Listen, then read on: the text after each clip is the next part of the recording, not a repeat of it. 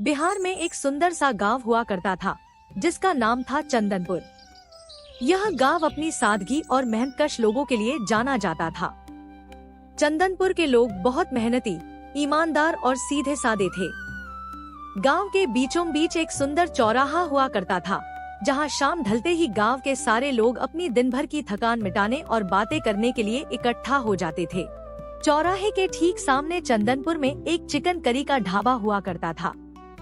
पूरे गांव में उस ढाबे जैसा दूसरा कोई ढाबा नहीं था। इसी बात का फायदा उठाकर सरपंच 100 रुपए की चिकन करी 200 रुपए में बेच करता था। गांव वालों को दुखी मन से सरपंच के ढाबे का खाना ही खाना पड़ता था, क्योंकि पूरे गांव में उसके अलावा कोई दूसरा ढाबा नहीं था। सरपंच जी, आपने बहुत अच्छा किया जो गांव में ढाबा खोला। अब तो पूरे गांव में ऐसा दूसरा ढाबा नहीं है, सबको यहीं आना पड़ता है। अब बस देखते जा, हमारी कमाई कितनी होती है। मगर सरपंच जी, आपको नहीं लगता कि हम थोड़ा ज्यादा दाम पर बेच रहे हैं? दूसरे गांव वाले तो सिर्फ 100 रुपए में बेचते हैं। तो क्या हो गया, गांव वाले 50 रुपए लगाकर दूसरे गांव खाने जाएंगे। इससे अच्छा तो मुझे ही दे दे। सरपंच बहुत ही लालची था, उसे सिर्फ पैसों से मतलब था। उसी गांव में आरुष और भोला भी रहते थे। माँ, मुझे कुछ पैसे दे दो। रोज रोज घर का दाल चावल खा खा के पक गया हूँ। आज कुछ मसालेदार खाने का मन है। दो अपने लाडले बेटे को पैसे। कोई काम करने होता नहीं, बस पैसे चाहिए। मैं काम करना तो चाहता हूँ मगर काम मिल नहीं रहा है, उसमें मेरी क्या गलती है? जब आरुष को खाने के लिए पैसे नहीं मिलते तो वह उदास होकर चुपचाप घर से बाहर निकल जाता है। आरुष बिना पैसों के अपने घर से अपने दोस्त भोला से मिलने निकल गया। आरुष बड़े से पेड़ के नीचे बैठकर भोला के आने का इंतजार करने लगा। कुछ देर इंतजार करने के बाद ही भोला आ गया।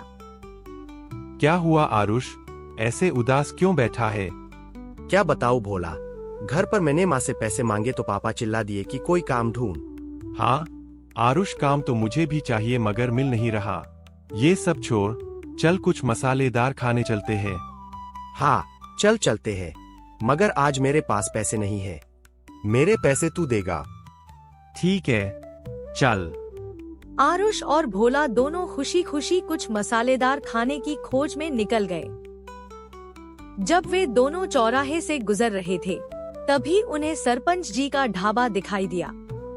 वहाँ पहले से ही बहुत भीड़ लगी हुई थी। आरुष, वहाँ देख कितनी भीड़ है।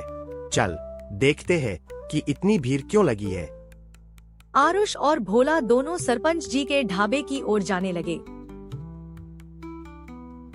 जब दोनों ढाबे के नजदीक पहुँचे तो उन्होंने देखा कि यहाँ चिकन करी मिल रही है। आज का दिन कितना अच्छा है, हमें मसालेदार खाना खाने का मन था और वह मिल भी गया। और सबसे अच्छी बात, कहीं दूर जाना भी नहीं पड़ा। जैसे ही पता लगा कि 100 रुपए की चिकन करी 200 रुपए की है, दोनों के मुंह खुले के खुले रह गए। अरे भैया, इतना महंगा बेच रहे हो? दूसरे गांव में तो आधे दाम पर मिल जाता है। तभी सरपंच जी वहाँ आ जाते हैं। अरे, जब दूसरे गांव खाने जाते हो तो जाने में जो पैसे लगते हैं वही जोड़कर हम ले रहे हैं। अगर इतना ही महंगा लग रहा है तो दूसरे गांव ही चले जाओ। तो यह ढाबा आपका है सरपंच जी? तभी मैं सोच रहा था कि आप इतना महंगा क्यों बेच रहे हैं। इतना कहकर आरुष और भोला चले गए। आरुष और भोला दोनों ही गांव के बड़े पेड़ के नीचे बैठकर आराम से बातें कर रहे थे। तभी गांव के कुछ लोग आपस में बातें करते हुए वहां से जा रहे थे। पेट भी नहीं भरता और पैसे भी चले जाते। सरपंच जी को तो बस पैसों से ही मतलब रहता है। हम गरीबों पर कोई दया नहीं करता। ये बात सुनते ही आरुष के चेहरे पर एक अलग ही खुशी खिल उठी। भोला, क्यों न हम दोनों मिलकर एक चिकन करी का ठेला लगा लें? कम दाम में बेचेंगे तो हमारा काम भी आसानी से चल पड़ेगा। तेरा आइडिया तो बहुत अच्छा है, मगर सरपंच हमें गांव में ठेला लगाने नहीं देगा, क्योंकि वह अपने खिलाफ कुछ भी बर्दाश्त नहीं करता। तू घबराना मत, हम कम दाम में स्वाद देंगे ताकि सब खा भी पाए और पेट भी भर जाए। तो चलो, इस अच्छे काम की शुरुआत कल से यही इसी जगह पर करते हैं। आरुष और भोला दोनों चौक पर कल के लिए सामान लेने चले गए। एक नई उम्मीद की सुबह आरुष और भोला दोनों अपने अपने काम में लगे हुए थे। आरुष मसाले तैयार कर रहा था और भोला चिकन काट रहा था। शाम होने से पहले ही आरुष और भोला ने अपना ठेला पूरी तरह सजा संवार कर तैयार कर लिया। थोड़ी ही देर में एक चाचा नया ठेला देखकर उसके पास आए और बोले, बेटा, दूर से ही इतनी अच्छी खुशबू आ रही है कि रहा नहीं गया। एक प्लेट लगा दो ना। आरुष और भोला ने चाचा के लिए एक प्लेट चिकन करी परोस दी। चाचा बड़े ही मगन होकर खाने लगे। बेटा, क्या चिकन करी बनाई है? जिंदगी में कभी इतना मजेदार चिकन करी नहीं खाया, और ऊपर से इतना कम दाम में। वाह! पहले दिन होने की वजह से ग्राहकों की भीड़ कम थी। कुछ ही ग्राहक आए और जो भी आए उन्होंने खूब तारीफ की। ऐसा चिकन करी कहीं नहीं मिलेगा। सरपंच को यह बात पता चल गई थी कि आरुष और भोला ने ठेला खोल लिया है, लेकिन सरपंच को इससे जरा भी फर्क नहीं पड़ा। एक नई सुबह, लगभग 4 दिन बाद, रोज की तरह ठेले की तैयारी। अब आरुष और भोला का ठेला कुछ ही दिनों में पूरे गांव में मशहूर हो गया। गांव के बच्चे, बुजुर्ग और महिलाएं सब आरुष के ठेले पर ही आने लगे। उधर दूसरी तरफ सरपंच के ढाबे पर अब कोई नहीं आता।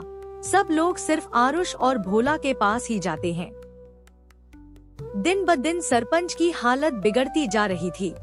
अब उसके ढाबे की एक भी प्लेट नहीं बिकती थी। सरपंच जी, अगर ऐसा ही चलता रहा तो जल्द ही आप सड़क पर भीख मांगते नजर आएंगे। नहीं, मैं आज रात 2 बजे आरुष और भोला के ठेले को बिल्कुल चकनाचूर कर दूंगा। ना रहेगा बांस, ना बजेगी बांसुरी। ठीक रात के 2 बजे सरपंच अपने हाथ में बड़ा सा डंडा लेकर ठेला तोड़ने पहुंच गया। सरपंच बिना इधर उधर देखे सीधे ठेले पर डंडा बरसाने लगा।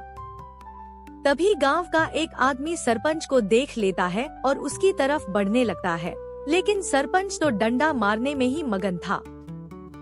वह आदमी जोर जोर से चिल्लाकर सबको बुलाने लगा। अरे, कोई है?